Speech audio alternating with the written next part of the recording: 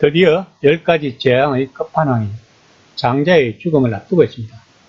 저는 여기서 애굽인들의 관점에서 생각해 보았습니다.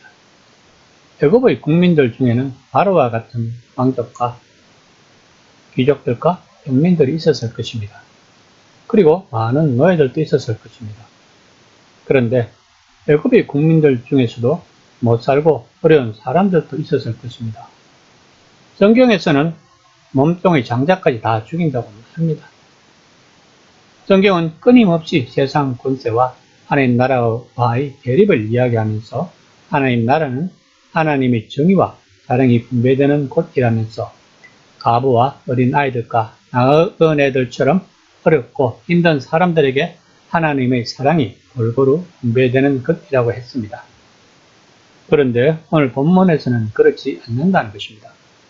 만약 10가지 재앙을 문자적으로 받아들인다면 지금 이 이웃 사람들은 절대로 하나님을 믿지 않을 것입니다. 그러면 성경 저자는 우리들에게 무엇을 이야기하고 싶은 것일까요? 출애굽기는 우리가 영적인 해석을 해야만 올바른 해석을 할 수 있습니다.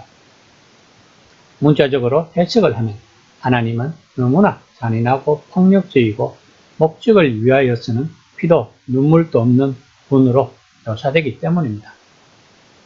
덴마크의 실존주의 철학자인 피에르 케고르가 집필한 고난의 복음에서는 예수님이 고난을 통해 순종을 배웠을 때 완전하게 되었다면 믿음에 이른 그리스도인들이 완전해지려면 예수님처럼 고난을 통해 순종을 배워야 한다는 것입니다. 그러므로 사람은 고난 없이 순종을 배울 수 없다는 것입니다. 고난을 통하여 이 세상과 이 세상의 것들로부터 젖을 떼야 하고 세상을 사랑하는 일로부터 세상에 의해 쓰라림을 당하는 일로부터 젖을 떼야 한다는 것입니다. 이는 영혼을 위한 배움이 되기 위해서이기 때문입니다. 따라서 고난의 학교는 세상에 대하여 죽는 것이고 죽음에 대한 조용한 수업입니다. 이 고난의 학교에서는 단 한 가지 순종만 배운다고 했습니다. 인간이 고난 없이 하나님께 순종을 배우는 것이 가능하다면 완전한 인간으로 오신 예수님은 고난을 통해 순종을 배울 필요가 없었을 것입니다. 오직 고난만이 영혼을 위해 교육한다는 것입니다. 왜냐하면 영혼은 믿음 안에 있으며 믿음은 순종 안에 있고 순종은 고난 속에 있기 때문이라고 피에르 케고르는 이야기하고 있는 것입니다. 10가지 재앙을 우리가 하나님께로 돌아가기 위하여 고난의 학교에서 순종을 배우는 단계라고 이해하면 좋겠습니다. 그러나 고난은 참 무섭고 어려운 것입니다.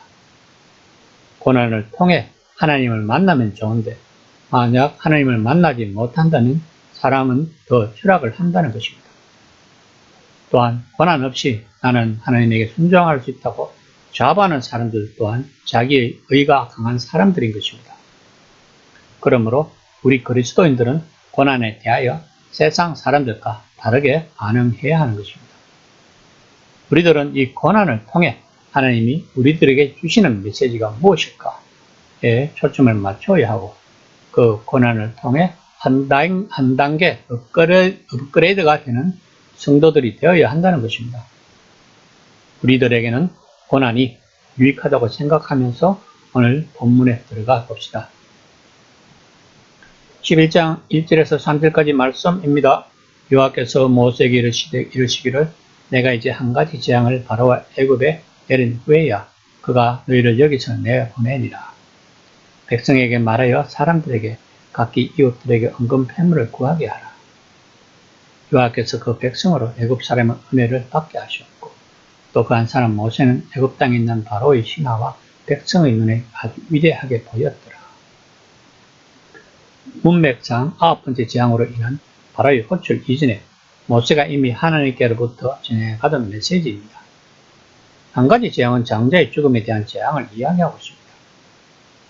은금 패물을 구하게 하라는 말씀은 하나님께서는 이미 3장 21절에서 이야기한 내용입니다. 이 약속은 이스라엘 백성은 나약한 패배자들처럼 도피하듯 애굽을 몰래 빠져나가는 것이 아니라 전쟁에서 이긴 승리자처럼 떳떳하게 전리품을 취하여 애굽을 당당하게 떠날 것이란 의미입니다. 애굽 사람의 은혜를 받게 하셨고란 말씀에서 은혜란 상대를 존경하고 그의 필요를 따라 극진히 대접하는 상태를 가리킵니다. 따라서 이 말은 이스라엘에 대한 애굽인의 한대를 뜻한다고 볼 수 있습니다. 또한 창세기 15장 14절에서 말씀하신 하나님의 약속이 성취되는 것을 볼 수 있습니다. 4장 말씀입니다. 모세가 바로에게 이르되 여호와께서 이와 같이 말씀하시기를 밤중에 내가 애굽 가운데로 들어가리니.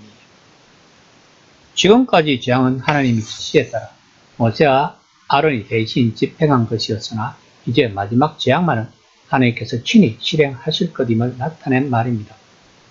이는 마지막 재앙의 심각성과 그 재앙으로 인한 파급 효과가 완전할 것을 암시하는 것이기도 합니다.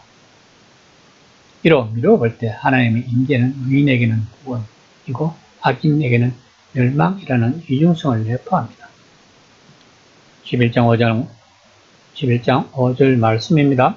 애굽 땅에 있는 모든 처음 난 것은 왕위에 앉아있는 바로의 장자로부터 맷돌 뒤에 있는 몸종의 장자와 모든 가축의 처음 난 것까지 죽으리라. 처음 난 것이 모두 죽는다는 것은 곧 애굽의 종교와 경제와 문화 전반에 걸친 비극이 아닐 수 없습니다.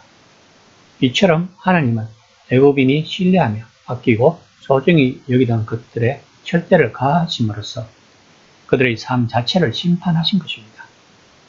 여기서 애굽인을 심판하신다는 것을 현재 하나님에 대하여 믿지 않는 사람들에 대한 하나님의 진노라고 이야기하고 싶습니다.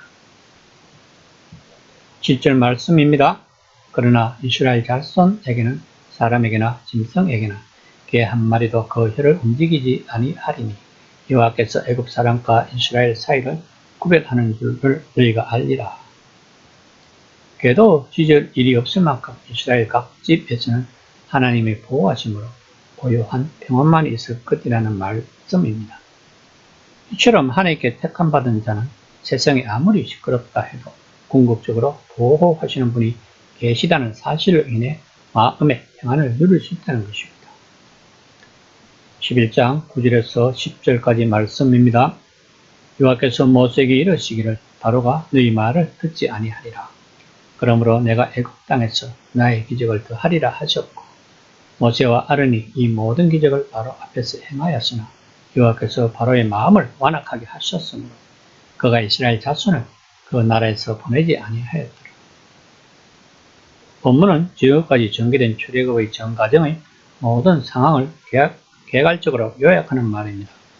동시에 7장에서 시작되어 지금까지 계속되어 온 모세와 바로 사이의 협상이 종지부를 찍게 되었음을 확인시켜 줍니다.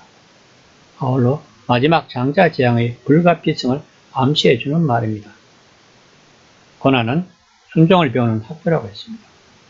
지금 고난을 받고 있다니 우리는 순종을 배우는 학생인 것입니다. 고난은 예수를 믿든 믿지 않든 모든 사람들에게 옵니다. 다만 대처하는 방법이 다를 뿐입니다. 우리는 우리가 겪고 있는 고난을 순종으로 승화시켜서 하나님과의 관계 회복의 도구로 사용해야 할 것입니다. 고난에는 여러 가지가 있을 것입니다. 물질적인 고난, 육체적인 고난, 정신적인 고난, 이 모든 고난을 망라하는 것이 바로 영적 전쟁일 것입니다. 우리가 매일매일 영적 전쟁을 한다는 것이 매일매일 고난을 통해 하나님에게 순종하는 법을 배우는 것입니다.